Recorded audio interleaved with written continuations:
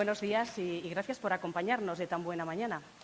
El futuro ya está aquí es un título que puede parecer, bueno, pues no tengo tiempo y voy a pensar una cosa cualquiera, ¿no?, para esta charla. Pero en realidad es la respuesta que me dan muchos científicos, muchas investigadoras, cuando les hago una entrevista y les pregunto por el futuro, por las perspectivas de su investigación. Y a menudo la respuesta es esta. Bueno, en realidad el futuro ya está aquí en muchos sentidos.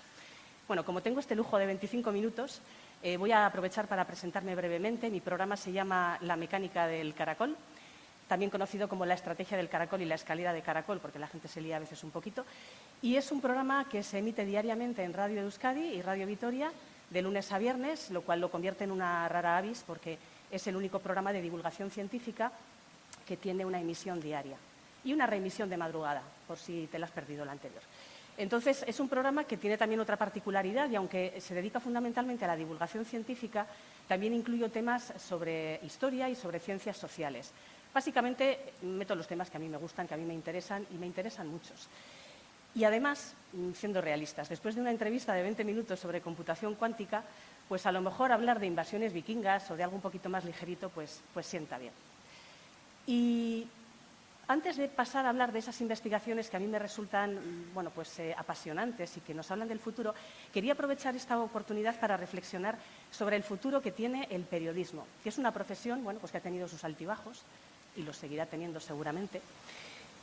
Desde el punto de vista intelectual, por así decirlo, el trabajo no ha cambiado demasiado desde finales del siglo XIX, ¿no? Es buscar noticias, conseguir que sean informaciones veraces, contrastadas, diversas, relevantes. Bueno, pero la tecnología ha cambiado muchísimo. Yo, cuando empecé a trabajar en los años 90, utilizábamos esto para grabar el sonido, las cintas de cassette, las cintas de bobina abierta, y estos aparatajes, os podéis imaginar lo que era conseguir llegar a un informativo en el que había que meter 30 cortes con una fila de bobinas, corriendo. Yo, además, era la becaria y tenía que ir con las bobinas intentando no tropezarme y no montar un estropicio. Llegaron los ordenadores, llegó Internet, llegó el audio y el vídeo digital y llegó la inteligencia artificial, efectivamente. La inteligencia artificial podemos utilizarla de muchas maneras en periodismo. Ahora mismo, evidentemente, lo que hacemos es utilizarlo como herramienta complementaria. Esto que tenemos aquí es una aplicación de Google que está operativa desde este verano, se llama Notebook LM y nos dice algo tan curioso como que nos ayuda a mejorar tu forma de pensar. Bueno, en realidad la verdad es que se puede utilizar de mil maneras. Os voy a poner unos cuantos ejemplos curiosos. A la izquierda tenéis el contenido que se introduce. En este caso es un programa mío, un audio. Este Notebook LM saca un resumen muy apañado y sugiere una serie de preguntas, por si alguien, utilizando mi audio, quiere hacer a su vez una entrevista. Vale.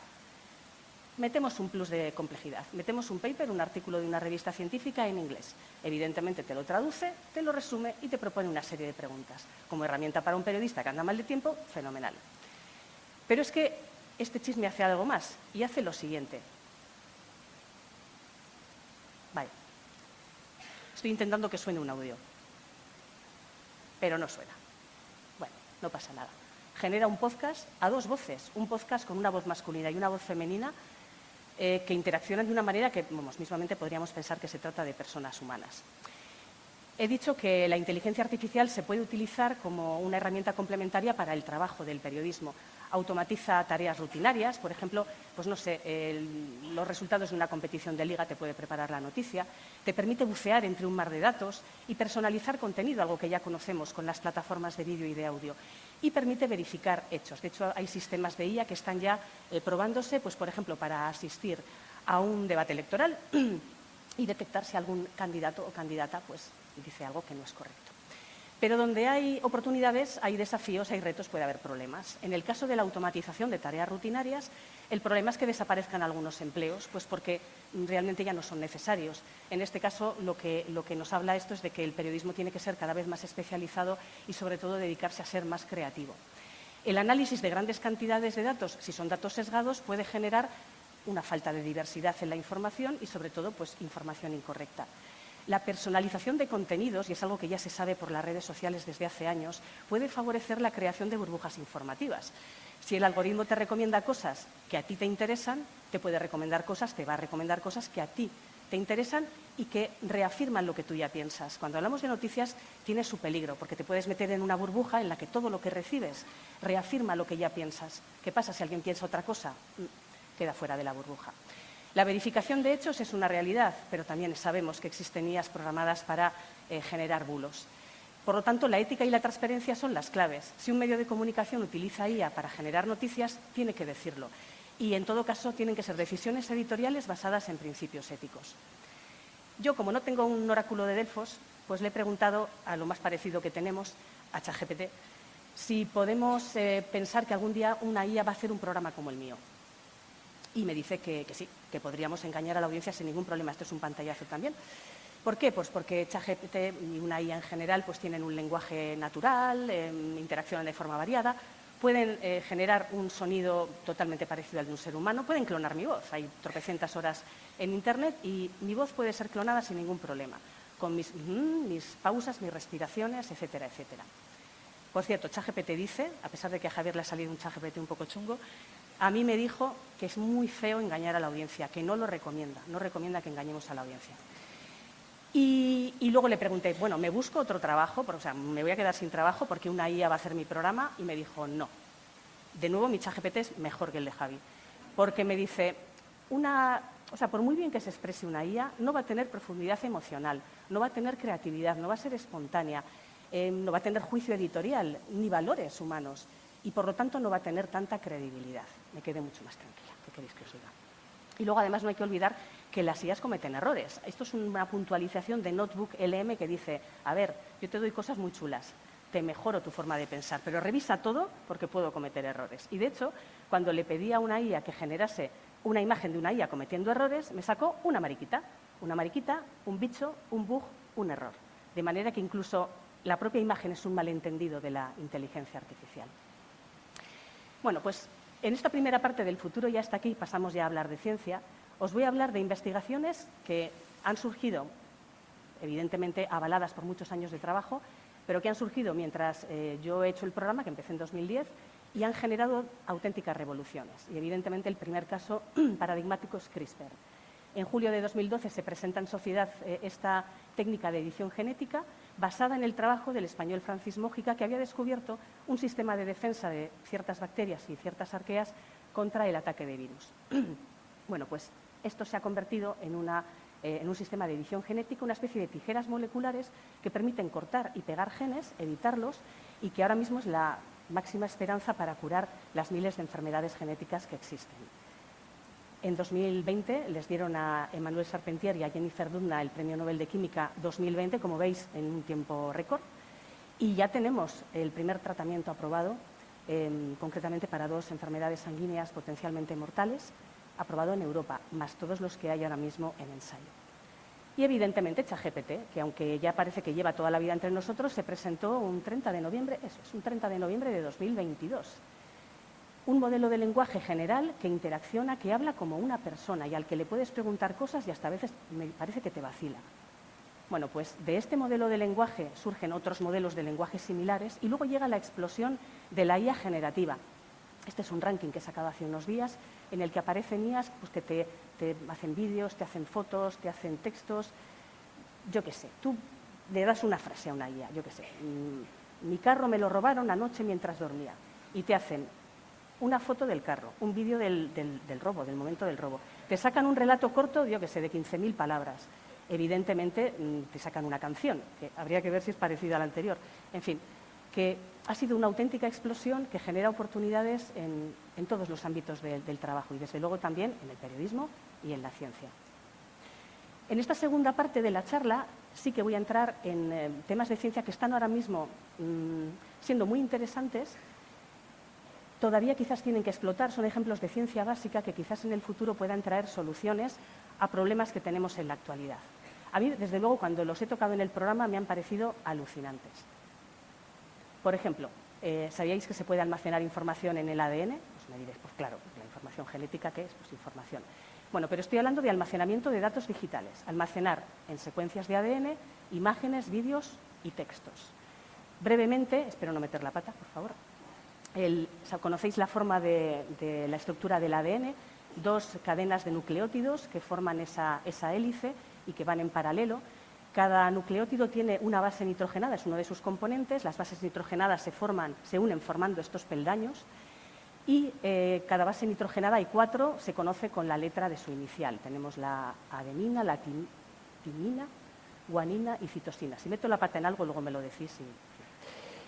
Entonces, bueno, tenemos 4 letras que son las que codifican la información genética.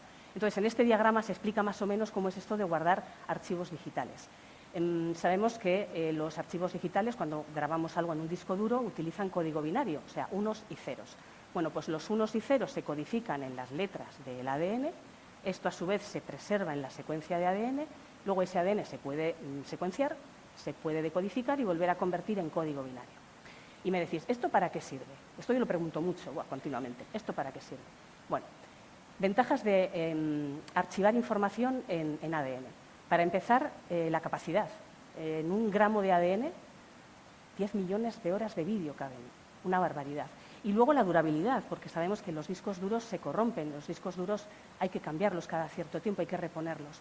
Entonces, el ADN en las condiciones de humedad y de no exposición a la radiación pueden durar miles de años. Ahora, también tiene sus hándicaps, claro, no va a tener. Pues para empezar, que es caro, es un sistema caro, porque hay que sintetizar las secuencias de ADN desde el principio y, además, el sistema de lectura es todavía mucho más lento que el de los dispositivos digitales. Pero fíjate, hace poco ha surgido esta investigación de un grupo chino que ha encontrado una forma más rápida y económica de guardar información en ADN. Concretamente utilizan el epigenoma, o sea, las moléculas que actúan sobre la expresión de los genes, que activan, desactivan genes y que no modifican la secuencia del ADN. Esto significa que esas secuencias de ADN se pueden escribir y reescribir y reescribir y reescribir, con lo cual resulta un medio mucho más barato. El oso panda es una de las imágenes que presentaron en el artículo que habían conseguido guardar con este esquema. Los autores dicen que quizás en el futuro, bueno, pues ahora tenemos ordenadores tradicionales, se está investigando y actuando mucho sobre ordenadores cuánticos, pues quizás en el futuro hay ordenadores basados en ADN que ocuparán muchísimo menos espacio que los actuales y que pueden ser mucho más eficientes. Bueno, estamos en los inicios. Y claro, si almacenamos datos en ADN, podemos hacer computación con ADN. Bueno, pues este grupo de Estados Unidos publicó también hace poquito tiempo este trabajo en el que un sistema de ADN, de secuencias de ADN, conseguía hacer unas breves operaciones de computación, concretamente resolver sudoku, bueno, sudoku muy sencillicos, pero bueno, resolver un sudoku y hacer unas pequeñas operaciones de ajedrez. La biología sintética, ahora estamos hablando de cosas muy raras como de biología, ¿no? Bueno, la biología sintética es una disciplina a caballo entre la ingeniería y las ciencias de la computación por un lado y la biología por otro. Y quería sacar a colación este laboratorio del Centro de Biotecnología y Genómica de Plantas porque hacen cosas muy, muy chulas. ¿Qué hacen? Bueno, pues la biología sintética básicamente lo que quiere hacer es crear sistemas biológicos de cero o modificar organismos que ya existen para que sean capaces de realizar funciones nuevas. En este centro, por ejemplo, modifican bacterias, modifican levaduras, células de animales, células de plantas. Y tienen este proyecto que se llama Proyecto ECO, que a mí me parece fantástico. Están todavía en ello. Concretamente, el equipo que dirige Ángel Goñi trabaja con unas bacterias que viven en el suelo, que son muy abundantes, y que son programadas para poder generar moléculas si detectan contaminantes en el suelo. Podrían servir para ayudar a mejorar la situación de suelos degradados. Con lo cual es un trabajo realmente interesante. En 1 o 2 años creo que empezarán a publicar ya resultados y bueno, estamos esperando. ¿Os acordáis de esta película, Viaje alucinante? Os recuerdo brevemente, era un equipo científico, desde el 66, un equipo científico que con una tecnología maravillosa de filmación conseguía convertir en microscópico pues, un equipo científico que iba en una nave. Entonces, el científico que había ideado todo esto se quedaba en coma y la nave se empequeñecía pues, para meterse en el conducto sanguíneo y para intentar mejorar, yo qué sé, a lo mejor querrían quitar a empujones el coágulo, no sé, no me acuerdo de la película. La cuestión es que esto, en cierta manera, ya existe, porque hay nanorobots que se están diseñando para cargar, por así decirlo, medicamentos y de forma muy guiada poder acudir a zonas del organismo donde hacer una función. Este trabajo del Instituto de Bioingeniería de Cataluña y de CIC Biomagune, que es un centro vasco de investigación, ha conseguido, en ratones, que vaya por delante en ratones, ha conseguido crear unos nanorobots que son unas esferas porosas que llevan a bordo, en la superficie, unos radiofármacos y unas proteínas que reaccionan con la urea. Entonces, claro, cuando se inyectan estos nanorobots en la orina, en la vejiga, evidentemente, reaccionan con la orina y se autopropulsan. Se dirigen hacia el tumor y ya veis los resultados. Han conseguido reducir tumores de vejiga en un 90%. Es una gran esperanza de cara a algún día a tener tratamientos más precisos contra el cáncer. Y hablando de salud, un tema también pues muy relevante en salud pública ahora mismo es que nos estamos quedando sin antibióticos eficaces. Y quiero presentaros a César de la Fuente, un investigador al que he entrevistado ya varias veces, que me parece que hace cosas chulísimas. Su grupo investiga cómo diseñar antibióticos desde cero, utilizando moléculas que encuentran en todo tipo de lugares. Por ejemplo, han mirado en el microbioma humano, en las proteínas humanas, en el océano, en bacterias de todo el universo mundial, han mirado en el suelo, han mirado en montañas, han cogido plantas, animales, bueno, han cogido especies que ya no existen. Han analizado el genoma de neandertales, de denisovanos, de mamuts lanudos, para encontrar moléculas que tengan potencial antimicrobiano. Y es que las han encontrado. De hecho, tienen ya algunas pruebas en marcha con ratones que parece que están funcionando. Han encontrado un montón, de hecho, porque estas sillas, claro, hacen el trabajo de análisis de una forma muy rápida. Esto es lo que César de la Fuente llama desextinción molecular, traer al presente moléculas del pasado que puedan realizar funciones nuevas y que puedan solucionar problemas del presente. Este es otro ejemplo de animales con los que está trabajando, pues hay rinocerontes lanudos, perezosos gigantes, vacas marinas extintas, un trabajo muy interesante. Y hablando de mamuts, vamos a hablar de uno de mis temas favoritos, con diferencia de los que hago en el programa, que es la paleogenómica. Esto ha sido un hito absoluto en paleogenómica, publicado hace muy poquito tiempo, y es que han conseguido la estructura tridimensional del ADN de un mamut lanudo que murió hace 52.000 años en Siberia. El animalito, bueno, pues aquí se ve, el animalito murió, quedó enterrado, quedó protegido por el permafrost siberiano, por el suelo helado durante 52.000 años, y ahora ha sido descubierto, su ADN ha sido secuenciado, pero más aún es que estaba tan bien conservado, podéis ver, esto es un trozo, no recuerdo muy bien qué parte es del animal, que han conseguido recuperar la estructura tridimensional del ADN.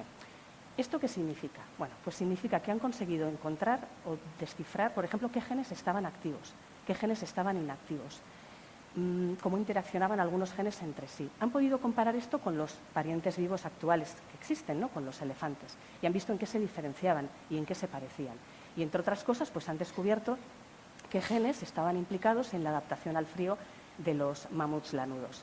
Un trabajo muy chulo. Una cosa curiosa sobre este trabajo es que 3 de los científicos que lo han realizado son asesores científicos de una empresa que no sé si os suena. Se llama Colossal Bioscience y quieren desextinguir los mamuts lanudos y otro montón de especies de megafauna que desapareció hace mucho tiempo o de animales extintos hace menos, por ejemplo el lobo de Tasmania que desapareció hace relativamente poco tiempo. Bueno, pues están empeñados en recuperar esa idea del mamut lanudo. Juan Antonio Rodríguez es otro de los autores de esta investigación. Yo le entrevisté cuando salió el estudio y se lo pregunté. Le dije, bueno, ¿se puede recuperar un mamut lanudo? ¿Se puede generar un mamut lanudo que sea un mamut? ¿Tiene sentido? ¿Cómo lo ves? Bueno, él me dijo que no lo veía, que no le parece, que no tiene ningún sentido, que desde el punto de vista biológico posiblemente lo que se obtuviera sería una mezcla un poco rara, como una especie de híbrido entre mamut y elefante, que biológicamente es muy complicado y que luego además, ¿para qué? ¿Para qué sirve tener un mamut lanudo realmente? ¿Para crear un parque jurásico paleontológico? Bueno, en realidad los de Colossal Bioscience es lo que dicen que van a llevar miles de mamuts lanudos al Ártico. Juan Antonio Rodríguez me dio una entrevista muy entretenida y su conclusión final es, vale, si lo hacen, lo que va a salir es un elefante con peluca. O sea, literalmente, va a ser un elefante con peluca. Por cierto, esta generación de la IA me pareció que quedó muy bien, salvo la trompa, que parece que es como neumática, no sé, me pareció un poco rara. El tema de la desextinción. Aquí vamos hilvanando ideas, ¿verdad? Y aquí entramos ya en un tema que me gustaría que incluso lo reflexionaseis en vuestra casa o cuando os parezca bien. ¿Para qué sirve traer a la vida de nuevo pues, mamuts lanudos, rinocerontes lanudos o neandertales? ¿Para qué?